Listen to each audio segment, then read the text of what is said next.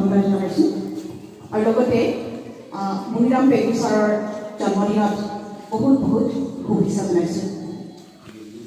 আজি মই পাঠ কৰিব লগা কবিতাৰ বিষয়টো নাম আমি আকৌ। পাহাৰৰ ভূমিত বহি তোমাৰ ক্ষমা কৰিব এতিয়া পাহাৰৰ ভূমিত বহি তোমাৰ তপস্যা যদি ভংগ কৰি দিওঁ নিদ্ৰা, চিতাৰ পৰা উঠি অহা মানুহবোৰে চকু পানী ধৰিছে। মাত্ৰ 13 বছৰীয়া ছোৱালীজনীয়ে অৰ্ধনগ্ন হৈ ফেশ্বন শ্ব'ত নামিছে।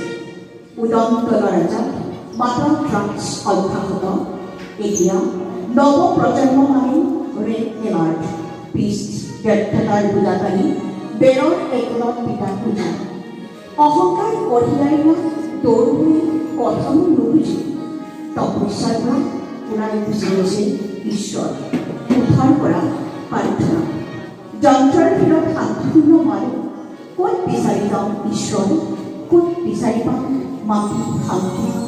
আকৌ উভতি আহিছে 300 দশকৰ এডল্ফ হিটলাৰ, উভতি আহিছে নিশংস দমন, হেজাৰ হেজাৰ ইহুদী শিশুৰ ঘৃণনীয় হত্যা, লাখে লাখে অন্ধভক্ত।